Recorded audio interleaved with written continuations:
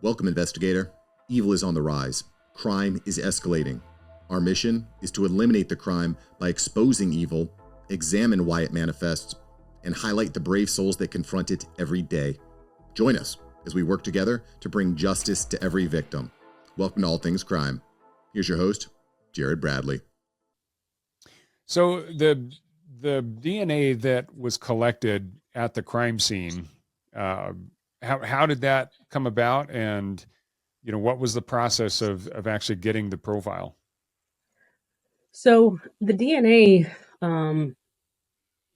when I was looking through the photographs and I noticed the, two halter tops that had been used on her person for the blindfold and the gag, and I noticed that they were laying on the floor in the photos, I went to our evidence and I had them pull the clothing and stuff that had been gathered and been stored in our evidence for, almost 40 years.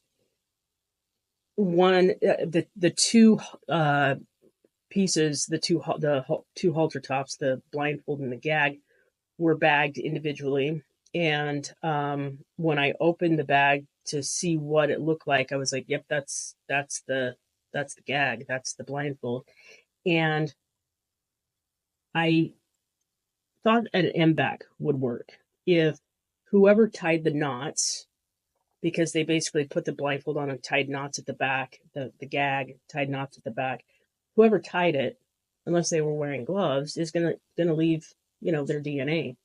So when I saw that they were still in one piece, I was pretty excited because I thought maybe we can use an M-back and figure out who tied these knots. Another thing I had to look at as well is I looked at the photographs from the medical examiner's office. And back in 77, I was really hoping that they used gloves. I'm sure they didn't think much about leaving their DNA, more of like wearing gloves for protection from bodily fluids and so forth. And so I was thrilled to find that they did wear rubber gloves, and they cut the blindfold off and the gag to the side of the knots so that they didn't disturb the knots at all, which was great.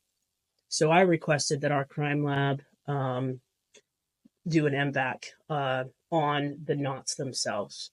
And so Teresa Chop was with our crime lab, and she was trained to use the M-back system, which Salt Lake City owned an M-back system.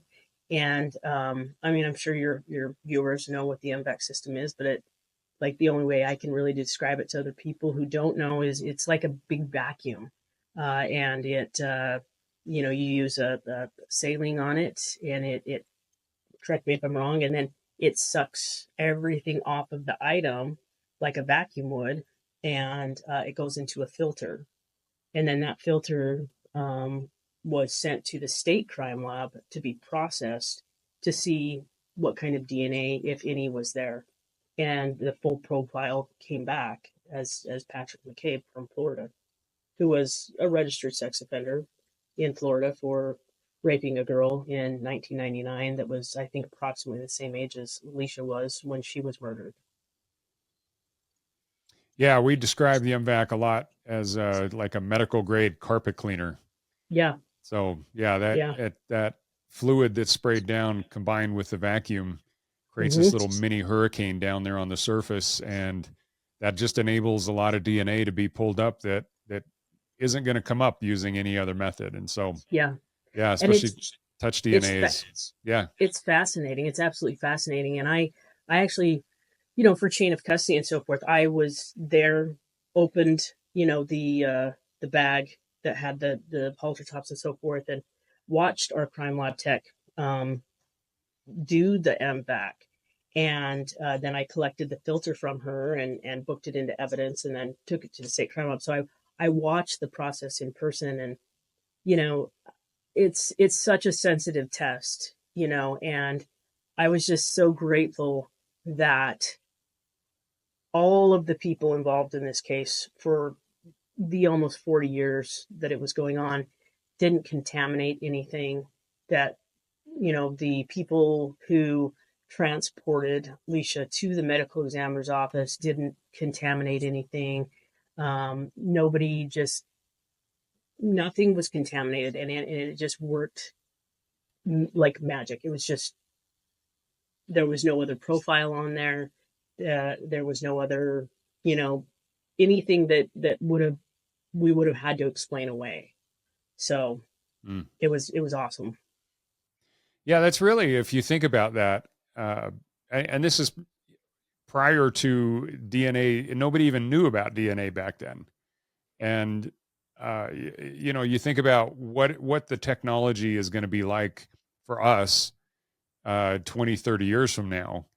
And what are we doing right now that may or may not, I mean, we don't know, but maybe it's going to contaminate something in the future, or alter the way it's, there's some kind of electronic signature or something. I mean, we just have no idea. Yeah. And that's kind of where those guys were back then in 77 when they're collecting this evidence.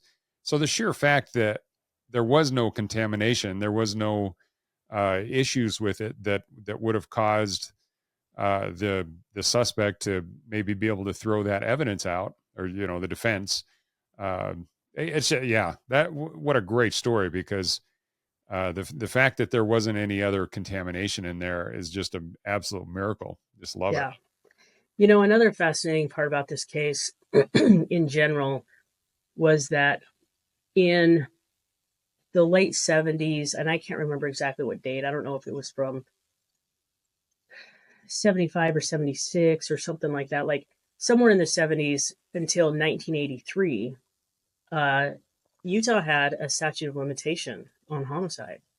And so this fell into that category. And the statute of limitation on homicide was 4 years. And so as I'm looking at this case and I'm hoping there's no contamination, that the process is going to work, that we've kind of ruled out any other individuals that were known to her in like a friend capacity, or somebody who wanted to date her or something like that. Once we were able to rule, kind of those things out over the 40 years, or I see that the detectives before me ruled those things out, I started to notice that, the bindings are there, the photographs are there, and they were done well enough to show the clothing on the ground that matched. But the fascinating part was the statute of limitations. It really blew my mind. I was like, how can there be a statute of limitations of 4 years on any homicide ever? Like, just why? I mean, that's just so, it blew my mind. So as I was working on it, I just thought, oh God, I really hope this doesn't turn into we can't prosecute because of the statute of limitations problem. But what I learned in speaking to the district attorney's office and other people, Cordon Parks, the other detective, and so forth, is that during that time frame, when there was the 4 years of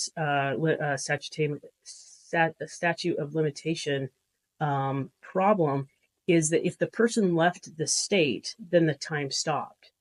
So if they left for a month and came back for a month, and then left for 2 months and came back for 2 months, anytime that they were in Utah, it would start and stop. And if during that time that they came back and forth, it accumulated in total to 4 years, then that statute of limitations would apply. And so I felt like I was really nervous about, who is this killer?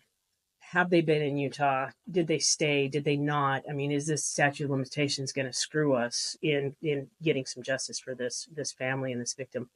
And ultimately, we found that Patrick McCabe, a few months after Lecia was murdered, moved to Arizona, and then he moved to Florida, and he never came back to the state of Utah.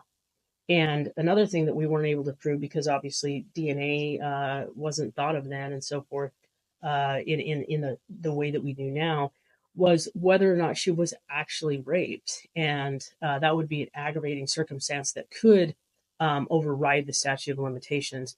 And they did a code R kit, which is a sex assault kit on her at the time that she was at the medical examiner's office, but there wasn't really a lab that you could send that to. They sent it to somebody up at the University of Utah, and I can't even remember what the department was called because it doesn't even exist anymore. And that department would look for spermicide. But in her case, it was inconclusive. So they couldn't say yes or no whether or not spermicide was present. And he actually was the one who confessed to raping her and said that was the whole reason that he entered her apartment. He wanted to rape her. And then once he got in there and realized she could identify him and so forth, what in his mind, what choice do I have? I need to, she's going to identify me, I'm going to be in trouble. And so I think that he didn't play it through well enough in his mind. He just really, he was focused on raping her and then killing her because she could identify him. And it just made so much sense to know that not only is the DNA is so much more advanced, but it just really made a lot of sense of when he said that. You could already see when you were looking at the case that this was a kind of more spontaneous thing for him. He wanted to have sex with her. He wanted to do these things, and then, oh, what am I going to do? And then, moves and goes and does the same thing to somebody else, and